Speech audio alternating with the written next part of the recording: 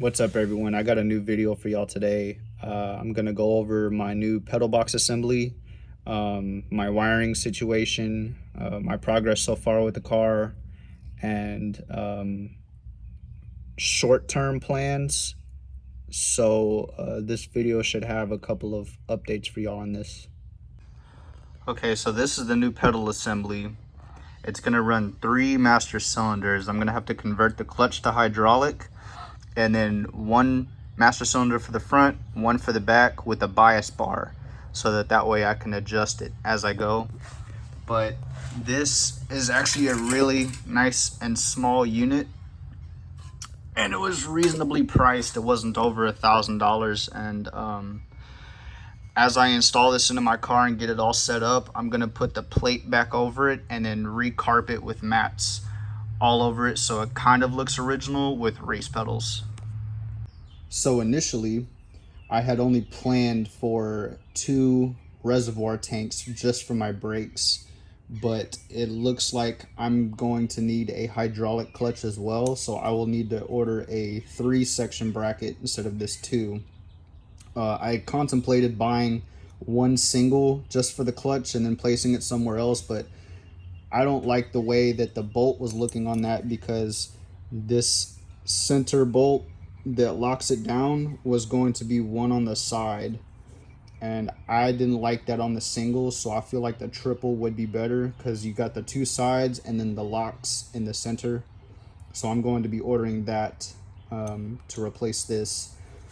And everything being said, it said that this is only like 6¼ inches, and it should fit perfectly right up against this firewall. There's plenty of space, and even with the triple, there's still a little bit more meat where I can move over, and that way I can just get this entire booster and master cylinder completely out of the way, and it'll really clean up the engine bay. It's going to be a nice and clean engine bay. Like, I'll have my horn and wiper tank here. This is completely clean. That's completely clean, aside from the 3 mil-spec plugs that I want. And that brake booster will be completely gone. So I will have a fairly clean engine bay in this car.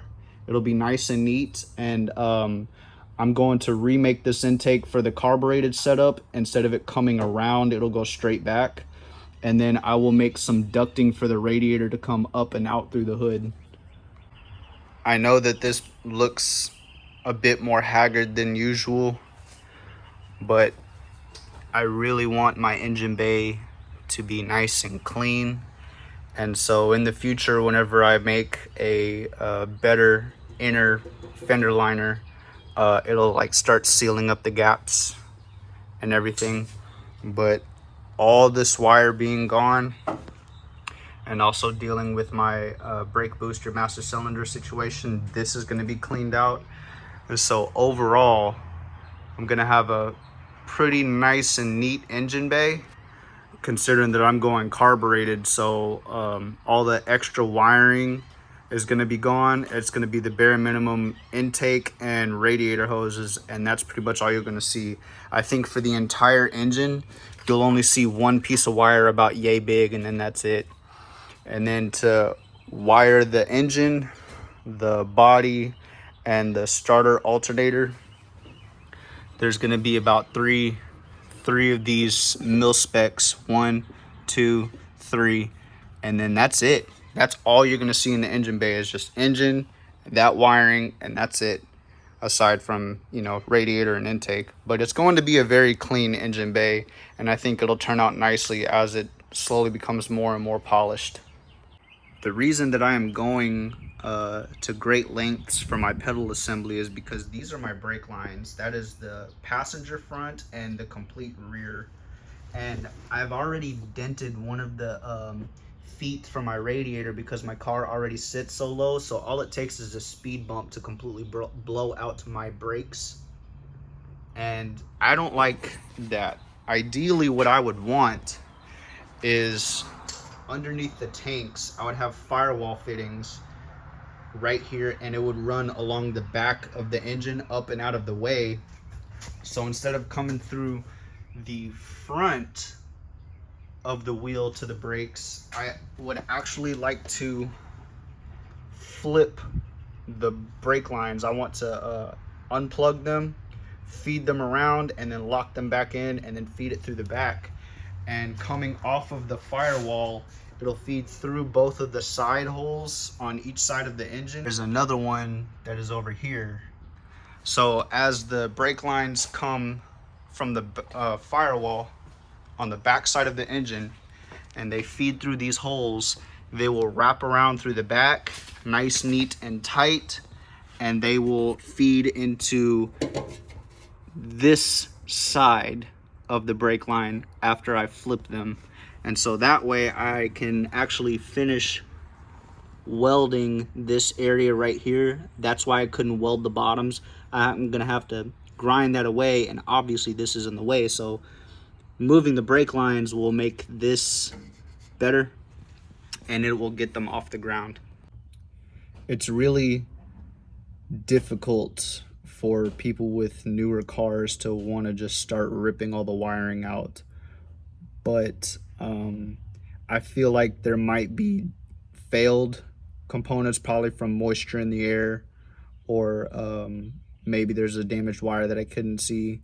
But I'm going to go ahead and remove all the wiring from this car and restart from scratch. So I'm gonna keep a couple of things, but for the most part this thing will be freshly rewired front to back. On the new gauge cluster, along with the new cluster bezel, it looks really good, but I'm gonna need to do some trimming around the gauges because they contact, so that way this thing won't flex as I install it. But from a driver's point of view, these gauges are phenomenal. Like, the most important ones are easily visible. Obviously there's one that's right here also, and so ones that are secondary won't draw your attention from the priority gauges. These on the side are just for mock-up. These aren't like actual, these are gauges that I want somewhere else. I don't want them right here. And so I found some AFR gauges that I want that somewhat mimic the rest of my gauges. And so I want the all black digitals to be right here on the sides, and this clock will be on my center right here. So I'll move this to match right here. And then I'm gonna have a triple pillar of diff temp, trans temp, and boost vacuum coming down the pillar right here. I went ahead and removed my turn signal stalk that I've been talking so much about, and it really looks clean right there. I taped a lighter in place of where I would like my shift light to be, so you could kind of imagine how it's starting to take shape. And it's very nice and clean.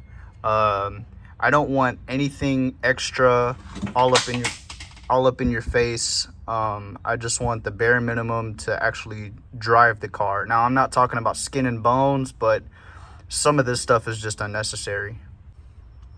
I'm pulling out all the wiring through my center console out. I'm gonna pull out this piece of shit fuse panel that I attached right here. I actually want the entire car powered from like 3 or 4 fuse panels next to this battery.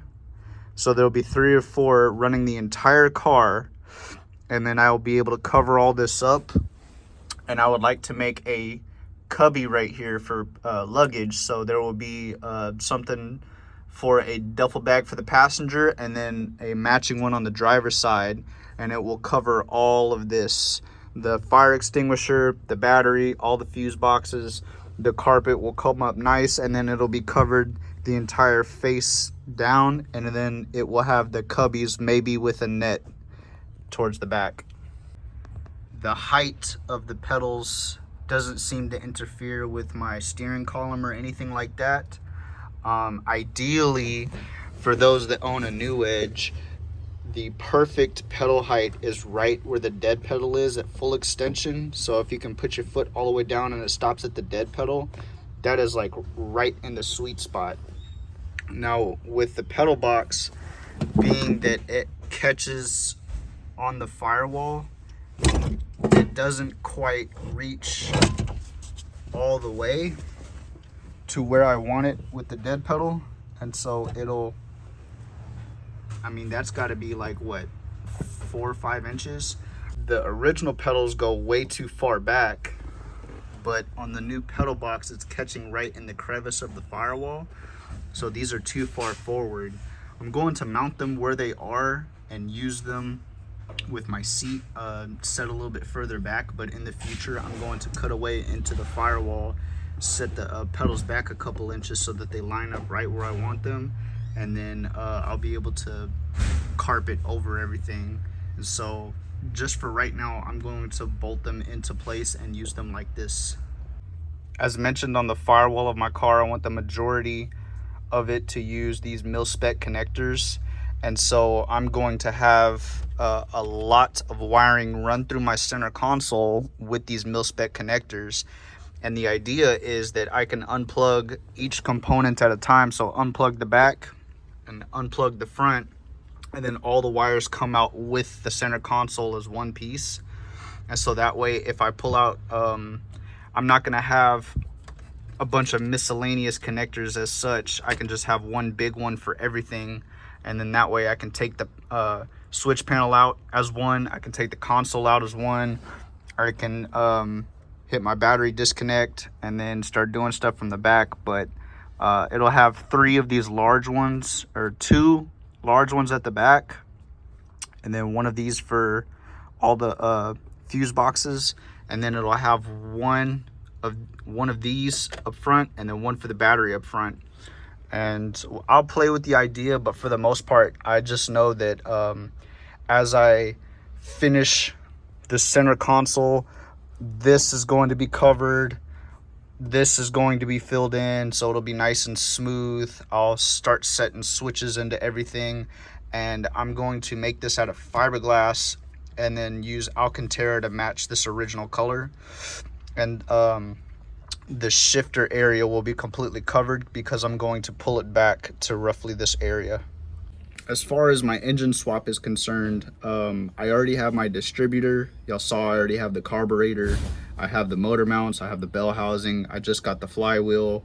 The only major components that I'm missing from my engine swap is the engine itself, a starter, an ignition coil and wires, and a power steering pump. And I think that's all I need left. Like, I already have the pulleys, the motor mounts, the intake, the carburetor, the headers. I mean, I'm slowly inching my way closer to that, but being that I have to do an engine, the brake lines, and all the wiring, I think I'm going to start with the brakes, then the engine, and then finish with the wiring, and this thing should be ready to drive. As I'm beginning to cut away and remove all the harness and stuff, it's starting to clean out my wheel wells really nicely, and the engine bay as well. But it'll start to make more room, so that way whenever I make my wheel wells from scratch, it won't really be hindered by any wires or hoses or anything like that. And so I'll have free range in order to make what I want.